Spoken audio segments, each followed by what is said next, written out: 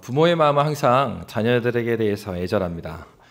같이 살아도 잊지가 않고 또 군에 보내도 그렇고 유학을 보내도 부모님들은 언제나 자녀를 생각하기 마련입니다. 그래서 저도 이제 해외에 나가 있을 때도 그렇고 종종 그랬습니다. 먼저는 이제 저희 큰 형님이 선교사로 나가 있을 때였습니다. 가족들이 함께 모였어요. 너무 즐겁고 맛있는 걸 많이 먹고 좋았습니다. 그때마다 부모님이 그러십니다. 야, 큰 놈이 생각난다. 즐거우시고 기쁘신데 또 안 즐거우신 거예요. 그러면 제가 그랬죠. 아버지, 제일 잘생긴 아들이 여기 있습니다. 그러면 이제 아버지가 웃죠. 거짓말하지 말라고. 그렇습니다. 부모님들은 항상 이렇게 자녀들이 기쁘고 즐거워도 그곳에 있지 않는 아들이 생각나고 또 자녀가 생각납니다. 여러분, 오늘 본문에 보면은 바울 사도에게 있어서 데살로니가 교회는 바로 그 아들과 같았어요. 그래서 사실 상황으로 보면은 바울 같은 경우가 더 어려운 상황이었습니다. 왜냐하면 데살로니가 성에서도 핍박 때문에 야반도주한 거거든요. 도망갔습니다. 데살로니가 성에 가장 가까운 성은 베레아였어요. 그래서 베레아 성에 먼저 도망을 갔는데 거기까지 데살로니가 성 사람들이 쫓아온 겁니다.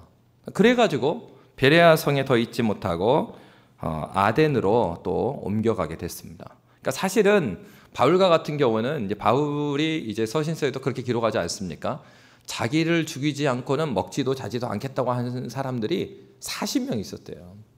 그래서 바울의 일행을 쫓는 사람들이 있었습니다. 그러니까 사실은 바울의 상황이 더 위험하죠.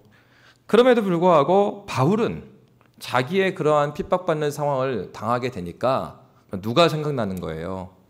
자식과 같은 데살로니가 교회가 생각이 난 겁니다.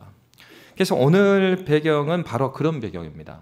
그러니까 사도 바울이 바로 생긴 지 얼마 안 되는 데살로니가 교회에 대한 애틋한 마음이 담겨져 있어요. 그래서 오늘의 본문에 보면은 1절 말씀에 이렇게 되어 있습니다. 1절 말씀 함께 읽을까요? 함께 읽겠습니다. 이러므로 우리가 참다 못하여 우리만 아덴에 머물기를 좋게 생각하고, 우리가 참다 못하여, 그러니까 참았다는 거예요. 5절에도 보니까 그런 말씀이 나와 있어요. 이러므로 나도 참다 못하여, 이렇게 나와 있어요. 그러니까 바울 사도가 정말 애타는 마음이 있었는데 그 마음을 참고 참았지만 이제는 더 이상 참을 수가 없겠다 해서 바울 사도가 결정한 것은 이제 자기의 제자 디모데를 보내기로 했습니다. 여러분, 이것이 바울 사도의 마음이에요. 지금 이제 간절한 마음을 가지고 이 영적 아비로 이 데살로니가 교회에 권면하고 있습니다. 우리는 오늘 본문을 통하여서 영혼을 인도하는 우리가 육신의 아버지가 됐을 뿐만 아니라 우리 자녀들의 영혼의 아비 어미로 우리가 서 있지 않습니까? 그래서 영혼을 인도하는 우리가 어떠한 자세와 어떠한 마음을 가져야 될지 함께 살펴보고자 합니다.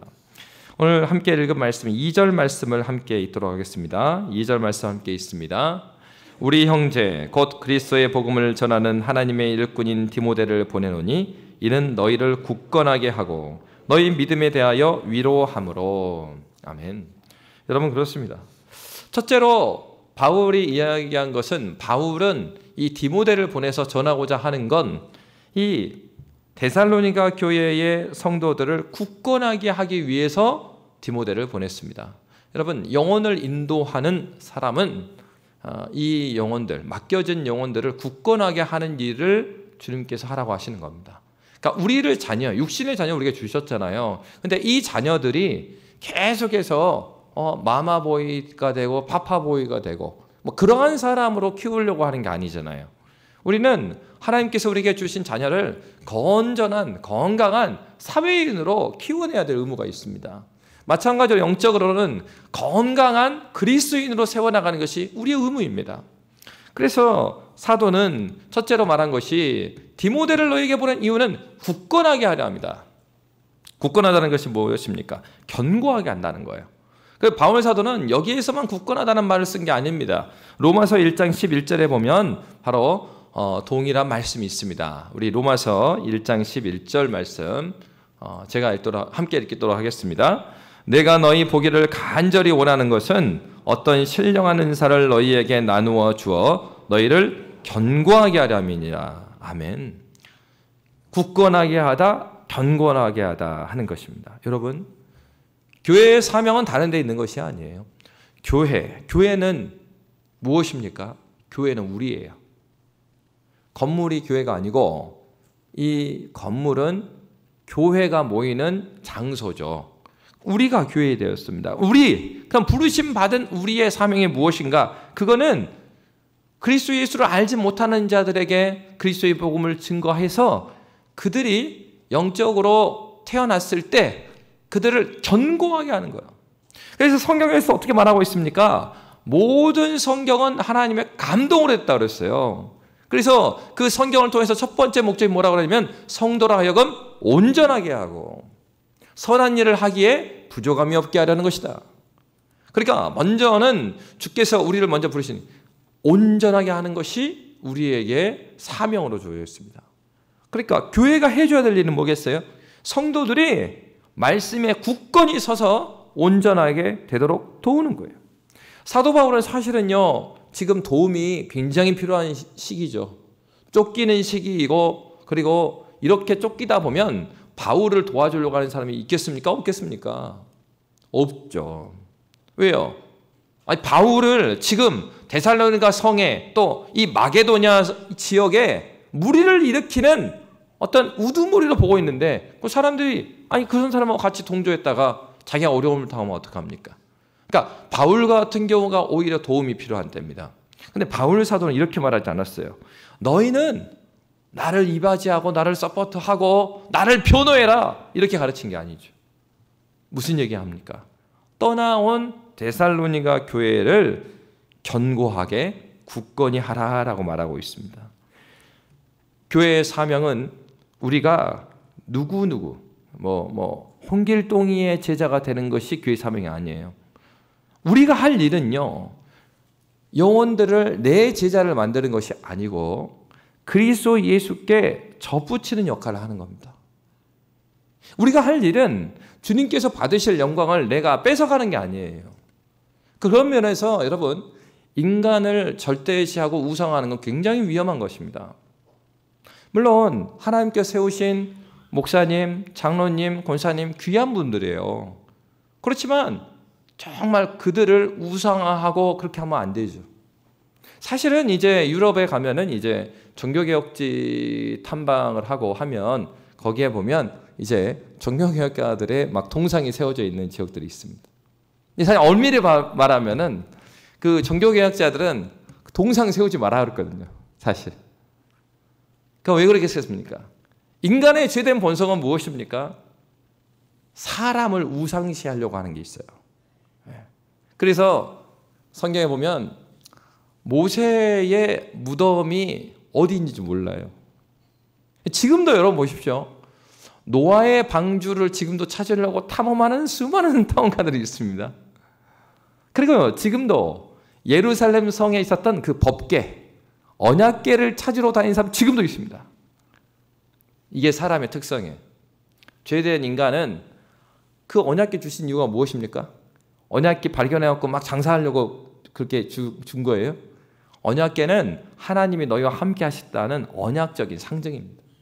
하나님이 함께 하시는 게 중요한 거예요. 근데 사람들이 자꾸 뭘 추구하는 겁니까? 언약궤를 갖다 놓으면 특별한 일이 일어날 것 같아. 그리고 어떻습니까? 모세의 무덤을 만약에 다 모세의 무덤, 모세가 몇 세에 죽었더라. 그의 죽은 장사지인 장소는 광주광역시 남구 백서로 74번지였더라. 그럼 어떻게 했어요? 막 이제 순례객들이 막 넘쳐납니다. 이게 인간인 거예요. 근데 하나님께서 모세를 세우신 이유도 모세한테 경배하라고 세운 게 아니잖아요. 모세는 훌륭한 지도자 맞습니다. 그러나 모세에게 가는 관심이 누구한테 가야 될 관심입니까? 하나님께 올려드려요. 하나님께. 그러니까 우리가 섬기는 이유는 우리의 제자, 내 말을 잘 듣는 사람을 만드는 게 목표가 아니에요. 그럼 여러분, 우리가 책임도 안 질 거잖아요. 여기 계시는 분 중에 저를 포함해 갖고 우리가 한 1000살, 2000살 삽니까? 다 책임질 수 없는 사람들이에요. 내 말을 잘 듣는 사람을 만들 것이 아니고 누구의 말씀이요? 하나님의 말씀. 그래서 예수께 접붙이는 일이 우리가 하는 것입니다. 우리가 주인 되어서는 안 되죠. 사도는 그 얘기를 한 겁니다. 교회의 사명은 말씀에 굳건히 서는 성도들을 세워나가는 것. 그것이 우리의 사명이에요. 그런데 여러분, 이 굳건하게 세우려면 좀 엄격한 면이 필요합니다. 그런데 사도는 이 굳건하게 하고 이렇게 끝내지 않았고요. 그 다음 말씀에 어떻게 말하고 있습니까? 너희 믿음에 대하여 어떻게 함으로요? 위로함으로. 두 번째로는 사도가 디모데를 보내는 이유는 너희 믿음에 대하여 위로하기 위함이다 라고 말하고 있어요. 여러분, 여기에서 위로라는 단어가 나옵니다. 위로라는 단어는 파라칼레오라는 단어를 쓰고 있어요. 파라라는 거 옆에서 옆으로 막 이런 뜻이에요. 칼레오는 부르다는 겁니다. 이런 거예요. 옆으로 부른다는 얘기예요. 위로가.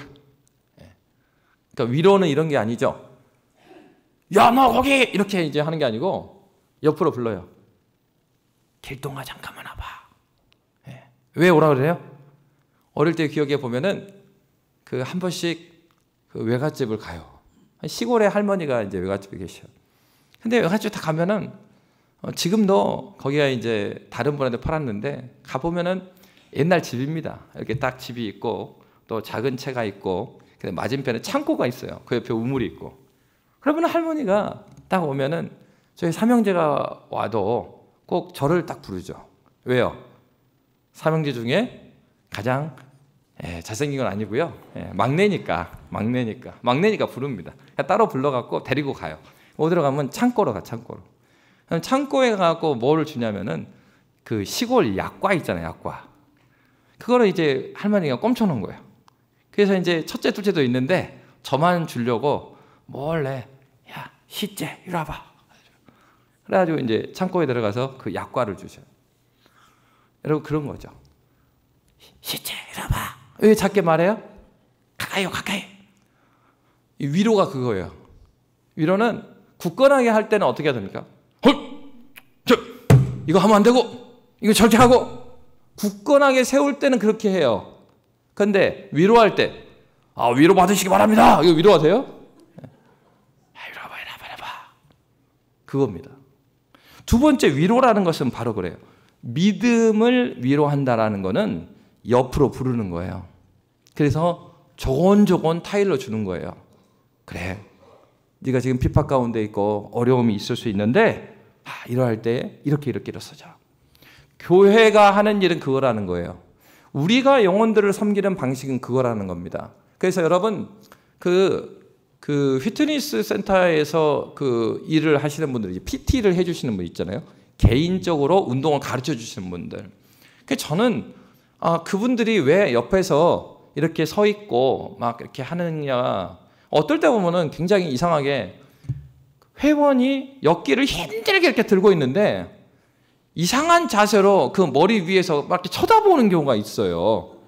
그래서 저는 저분들이 왜 쳐다보고 있나 그랬거든요. 근데 그게 아니래요.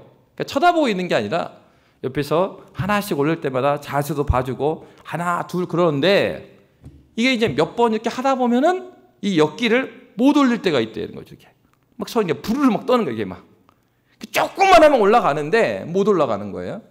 그러면은 그 PT 선생님이 그때 그거 해준대요.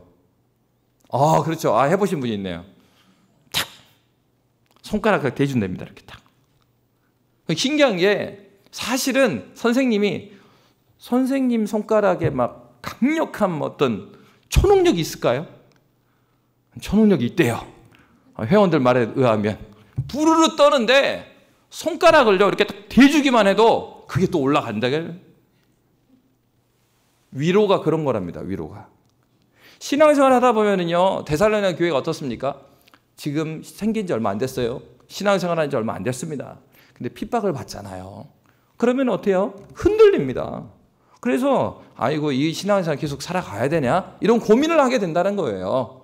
그런데 그럴 때 위로라는 것은 진짜 대신 엮기를 들어주는 게 위로가 아니고 옆에 가서 그냥 손가락 대주는 거예요. 그러면 힘이 난다는 거예요. 여러분 그렇습니다. 바울은 성도들을 굳건히 세워나가고 그들을 위로하기 위해서 디모데를 보냈습니다. 여러분 우리는 그런 사람이 돼야 돼요. 한편으로는 말씀으로 견고히 설 수 있도록 엄하게 그들을 세워나가면서도 또 한편으로는 그 옆에 찾아가서 그들이 신앙으로 몸부림치고 있어요. 그러니까 때로는 우리의 눈으로 볼 때는 너무 유치한 문제예요. 그러니까 아이들이 그렇잖아요. 아빠 내 말을 들어봐. 오늘 있잖아 학교에서 무슨 일이 있는 줄 알아?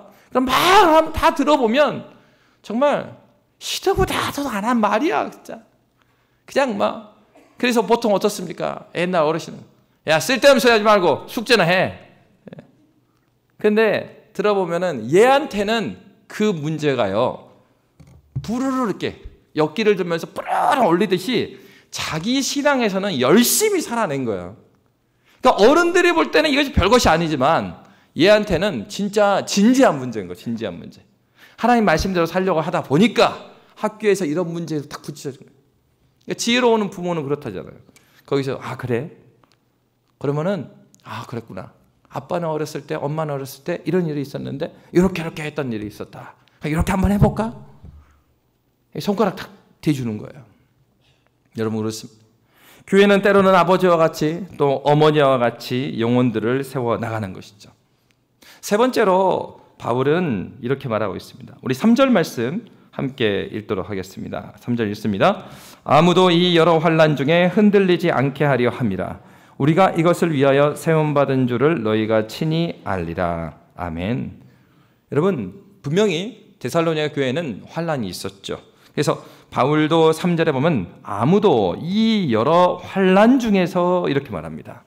여러분 이들이 맞닥뜨렸던 환난이라는 것은 다른 것이 아니었습니다. 자기 데살로니가 성에 있는 사람들로 인하여서 오는 핍박이었어요. 같이 사는 사람들이 예수 믿는 것 그것으로 바로 핍박을 했던 것입니다. 그럼 얼마나 어려움이 있었겠습니까? 사도행전 14장 22절에다 보니까 환난에 대한 얘기가 이렇게 나와요. 제자들에 대한 얘기예요. 사도행전 14장 22절에 보면 제자들의 마음을 굳게 하여 이 믿음에 머물러 있으라 권하고 또 우리가 하나님 나라에 들어가려면 많은 환난을 겪어야 할 것이다 이렇게 말하고 있습니다. 어찌 보면 이러한 예수께서 말씀하신 고난과 영광, 사도들이 말했던 그 환난, 그들도 그 환난을 겪고 있는 것입니다. 그런데 오늘 본문에 보면 여러 환난 중에 흔들리지 않게 한다 그랬어요. 근데 흔들리다라는 단어가 재미있는 단어예요. 이 흔들리다는 단어가 이런 단어랍니다. 원래 뜻을 보면은 흔들리다가 이 단어를 만들었을 때 원리가 강아지가 꼬리를 막 흔드는 것을 묘사하면서 사용했던 단어래요. 그러니까 이게 환난이 오는데요. 환난 중에 흔들린다는 얘기는 뭐냐면 이 환난이 오고 핍박이 오니까 그때 어떤 사람들이 있었냐면 데살로니가 교인들에게 찾아와가지고 그들을 설득하는 사람들이 있었어요. 야 봐라, 너 예수 믿으니까 네가 말이야 유대교 떠나고 예수 믿으니까 어려움 오잖아. 야 우리가 그동안의 일 용서해 줄 테니까 돌아와. 돌아오면 다 용서해 줄게. 야 그러니까 어때요? 신앙이 어린 교회가 그런 환난 가운데 막 회유를 하니까 흔들렸던 것입니다. 여러분 신앙생활 하다 보면 우리가 흔들릴 때가 있습니다. 그래서 어떤 신앙이 어릴 때는 어떻습니까? 나에게 조금이라도 내가 생각할 때 안 좋은 일이 일어나면 그 생각이 드는 거예요. 야 오늘 아침에 기도 빼먹고 그러는가? 와 이번 주에 헌금 조금 드려갖고 그런가? 그런 생각이 막 들어요. 그러면서 어떤 생각이 드냐면 이게 쌓이면은 어떻게 이 생각이 돌아갔냐면은 야 이거 예수 못 믿겠다. 무서워갖고 말이에요. 어디까지? 야 내가 절에 꾸준히 다니진 않았지만은 1년에 한 번 나갔던 그것을 끊어갖고 그런가 보다. 그러니까 데살로니가 교회도 그랬단 말이에요. 핍박이 오니까 어때요? 옛날 생각이 나요. 그리고 거기를 자기를 회유하는 사람들이 오는 거예요. 걔가 꼬리를 살랑살랑 하듯이 옆에 와가지고 너를 위해서 해주는 얘기야. 그러니까 빨리 나와. 이런 사람들이 있는 겁니다. 바로 사도는 환난이 이러한 환난을 그들에게 말했던 것입니다. 근데 이럴 때 흔들리지 않게 하려고 디모데를 보냈다라고 이야기해요. 여러분, 믿음에 연약한 사람들의 특징은 지속성이라고 그래요. 아까 운동 얘기를 했는데 운동에 있어서 운동을 안 하는 사람의 특징은 꾸준히는 못한답니다. 열심히 몇 번을 할 수 있대요. 그래서 열심히 몇 번 하고 나서 그 다음에 이제 포기하는 거죠. 그래서 어떻게 말합니까? 야, 해보니까 나는 역시 운동이 안 맞았어. 왜 그런 줄 알아? 운동을 열심히 내 하려고 2주 동안 열심히 했거든? 근데 뭐가 찾아온 줄 알아? 뭐가 왔어요? 몸살이 찾아왔어. 봐라! 그래서 몸살이 찾아와서 내가 병원에 갔다. 그랬더니 의사 선생님이 그러더라.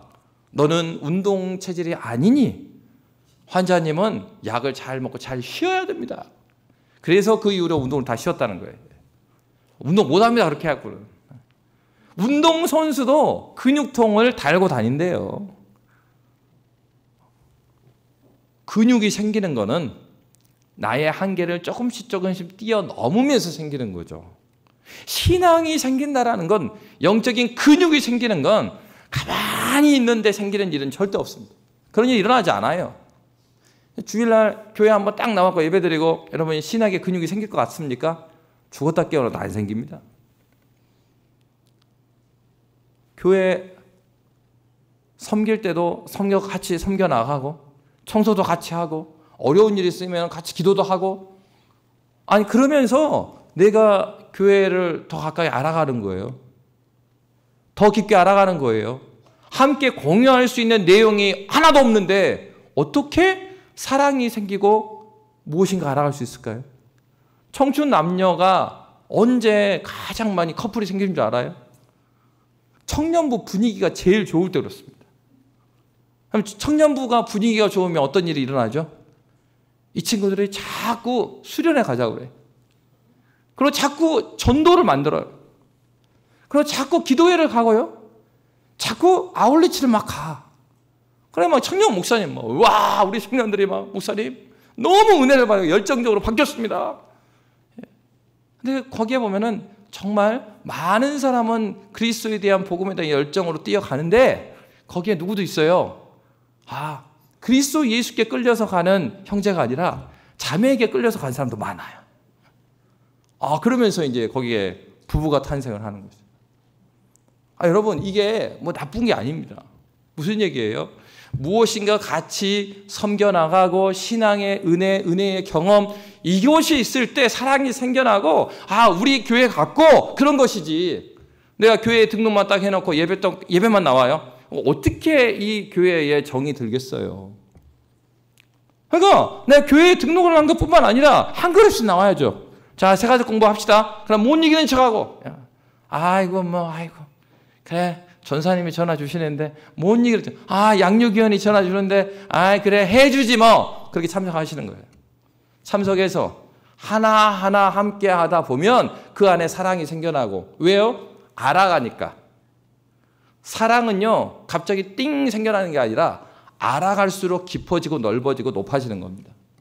예수를 사랑하는 것, 예수를 알아가고 더 깊이 넓이 어떻게 해요? 예배를 드릴 뿐만 아니라 예배의 정신을 가지고 주님 몸되기로 섬겨나가고 하나님의 말씀을 가지고 나의 삶 가운데 살아내고, 주님의 말씀과 함께 할 때 진짜 말씀이 살아있구나 그걸 알게 되죠.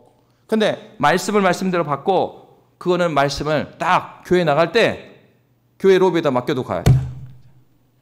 주사님 수요일날 챙기러 올 테니까 잘 갖고 계세요. 주차장 하면 말씀 다 잊어먹어요.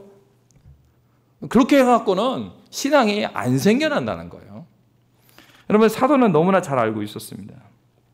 우리에게 있어서 믿음이 연약한 사람은 이 지속이 어려운데 우리가 애써야 되는 건 하나님께서 예배 가운데 주시는 은혜, 깨달음, 이 깨달음 누가 주시는 거예요? 성령께서 주시는 것입니다. 그러면 깨닫게 하시는 말씀을 가지고 살아가는 삶이 없으면, 삶의 현장이 없으면 신앙은 안 생겨난단 말이에요. 말씀을 주시는 이 예배의 현장도 너무나 소중해요. 왜? 거룩하신 하나님을 만나게 해주신 공식적 통로니까. 그럴 뿐만 아니라 우리 신앙의 근육이 생겨나려면 말씀을 실제로 써봐야죠. 피트니스 센터 가고 PT 선생님하고 막 PT 훈련을 받아요. 그래 놓고서는 일주일 내내 운동도 하나도 안 해. 그리고 다음 주에 또 만나. 그러면 누구 좋은 일 하는 거예요? 그냥 피트니스 내가 계속 후원하고 있는 겁니다. 운동은 아니고. 우리의 영적인 근육이 생기려면 교회에 나올 뿐만 아니라 주의 말씀을 가지고 그 말씀으로 살아내봐야 돼요. 이 얘기는 이런 거 아닙니다. 여러분이 막 선교사하고 나가서 노방전도 하고 막 그런 얘기를 하는 게 아니에요. 말씀 가운데 하나님께서 깨닫게 해주시는 많지도 않아요. 딱 하나. 여러분에게 오늘 예배 가운데 나에게 깨닫게 해주신 딱 하나. 그거 이번 주에 실천하면서 살아보세요. 그럼 다음 주 예배의 자리에, 수요 예배의 자리, 사경의 자리에서 말씀을 받는 태도가 달라집니다. 그 말씀이 그냥 선포된 말씀이 아니고 정말 그 말씀대로 살아낸다는 것이 무엇인지를 내 삶의 현장에서 보게 되면 신앙생활이 재밌어져요.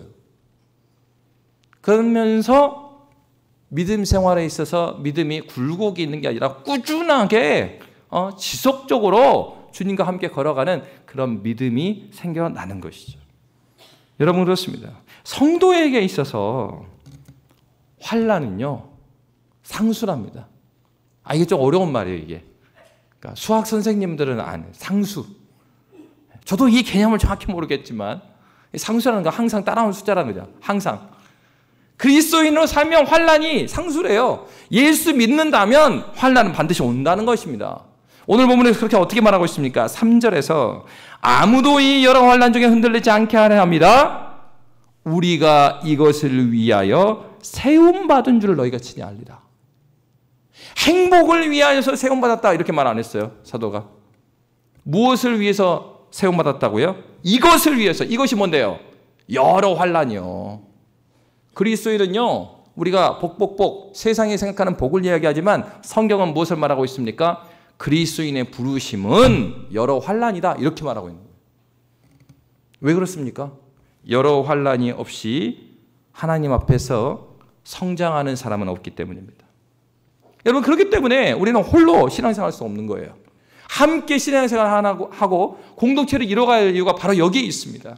우리 누구도 영혼의 아버지 어머니 없이 세워져 있을 수 있는 사람은 없어요. 그렇기 때문에 사도는 어떻게 말하고 있습니까? 우리 4절과 5절 말씀 함께 읽도록 하겠습니다. 마지막입니다. 4절과 5절 함께 읽습니다. 우리가 너희와 함께 있을 때 장차 받을 환난을 너희에게 미리 말하였는데 과연 그렇게 된 것을 너희가 아느니라. 이러므로 나도 참다 못하여 너희 믿음을 알기 위하여 그를 보내었노니 이는 혹 시험하는 자가 너희를 시험하여 우리 수고를 헛되게 할까 함이니. 아멘. 바로 디모데를 보낸 이유는 그들의 신앙을 한번 점검하기 위해서였어요. 여러분 신앙생활에 있어서 제자 훈련에 있어서요 중요한 것은 피드백이랍니다. 중간에 체크를 계속 해줘야 된다는 거예요. 여러분 그런 면에서 우리 아이들을 키울 때도 그렇지 않습니까? 사실은 어떤 면에서 보면 수많은 어머니의 점검이 나를 만들어 온 경우가 많아요. 여러분 이상한 건 뭐냐면 너무 인격적이고 착한 지도자 밑에서 훌륭한 지도자가 나오는 경우가 드물다는 사실입니다. 왜 그럴까요? 지도자가 인격적이라고 해서 지도자는 이미 은혜를 많이 받은 성숙해서 인격적일 수 있겠죠. 그런데 우리 모두는 죄된 인간이에요. 교육자도요 편하기를 원합니다. 어려워하는 거 좋아하는 사람 없어요. 근데 중요한 건 우리는 훈련이 필요한 존재라는 거예요. 우리가 하나님 앞에서 우리의 심성이 꺾여져야죠. 근데 여러분 언제 꺾여집니까? 분위기 좋게 해주고 뭐 이렇게 해도 아이고 저렇게 해도 아이고 잘했습니다. 그러면은 막 세워질까요? 아니에요. 하나님께서 왜 고난을 우리에게 주십니까? 한편으로는 우리의 신앙이 고난을 이겨넘을 수 있는 수준이기 때문에 주시는 것은 감사한 긍정적인 측면이에요. 또 다른 편은 환난은 고통이에요. 어떤 면에서요? 내 꺾이지 않은 나의 자아가 깨지는 구간이 되기 때문에 그래요. 누구도 환난을 원하지 않아요.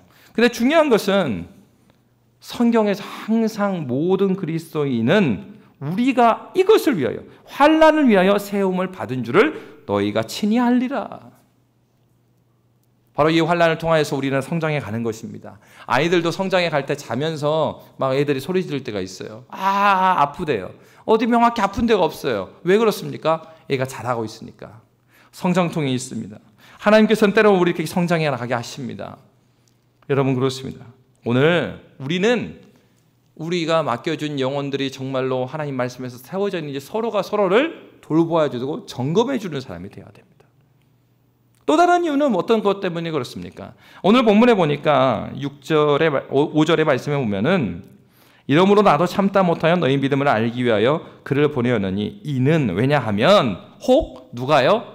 시험하는 자가 너희를 시험하여 우리 속으로 헛되게 한다. 여러분 시험하는 자는 반복적으로 성경에 나오는데 사탄입니다. 요한복음 8장 44절에도 그렇게 나오고 고린도후서 11장 14절에도 그렇고 계시록 12장 10절에도 그래요. 바로 속임의 영, 거짓의 영, 사단은 지금도 우리를 넘어뜨리기 위하여서 열심히 활동을 해요. 그러나 여러분 중요한 것은 이것입니다. 사단에 대해 시험하는 자에 대해서 이쪽도 저쪽도 너무 과도하게 생각하면 안 됩니다. 한편은 사단을요, 마귀를 너무 쉽게 보는 거예요. 그러니까 마치 존재하지 않는 것처럼. 여러분 그렇지 않습니다? 귀신 있어요 없어요? 왜 소리가 작습니까? 타락한 천사가 귀신이에요. 성경에 나오잖아요. 귀신 있습니다.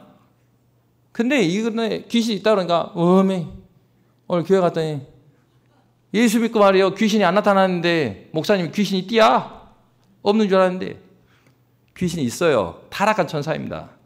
타락한 천사인데 중요한 거는 천사가 하나님이에요? 아니에요. 귀신이 있습니다. 그리고 타락한 천사들이 있다고요. 근데 중요한 사실은 타락한 천사들도 하나님의 창조물, 피조물일 뿐이에요. 그러니까 이쪽은 뭐예요? 아예 타락한 천사가 없다고 생각하는 극단적인 생각. 이거 잘못됐다 이 말이에요. 그러면 귀신이 있으니까 또 반대로 생각하는 거예요. 와, 귀신이 있디야? 큰일 났어. 근데 그 귀신 피조물이라고요. 하나님과 대등하게 싸우는 존재들이 아니에요. 이미 그리스도 예수께서 십자가에서 이미 승리를 거두셨어요. 그들은 계속해서 우리를 넘어뜨리게 하지만 그리스도 십자가 이를 붙잡는 순간 저들이 우리를 건드리지 못해요. 왜? 약속하신 바 그리스도 예수의 영이 우리 가운데 있으니까. 그러니까 너희를 떠나지 아니할 것이니라. 지금도 성령께서 우리와 함께 계시기 때문에 우리가 성령 충만을 구하고 주의 말씀에 굳건히 설 때 그들은 우리를 침범치 못해요. 다만 그들은 속임의 영이에요. 그래서 우리를 넘어지게. 그래서 지난번에 말씀드린 것처럼 우리가 무언가 중요한 결정이 있을 때 옆에서 앉아갖고 막 말하죠. 진짜 말한다는 게 아니라 내 마음의 욕심을 타고 들어와서 날 넘어뜨리게 하는 그런 역할을 해요. 그럴 때 무엇으로 끌어내야 됩니까? 유일한 무기가 뭐예요? 그리스도 예수 말씀이에요. 그 말씀으로 돌아가지 않으면 이게 영적인 전쟁에서 이길 수가 없습니다. 그렇습니다. 사도는 그 얘기를 하고 있는 거예요. 바로 환난에 따라 무너지지 않게 하기 위함. 왜요? 지금도 사단은 우는 사자와 같이 우리를 삼킬 자를 찾고 있기 때문에 그래요. 그러나 그 사단보다 크신 하나님, 우리가 믿는 하나님은 저기 사단과 싸우다가 이길 둥 말 둥 그런 하나님이 아니에요. 이미 승리하신 하나님이셔요. 이미 우리에 앞서가셔서 이 전쟁을 싸워 가신 분이셔요.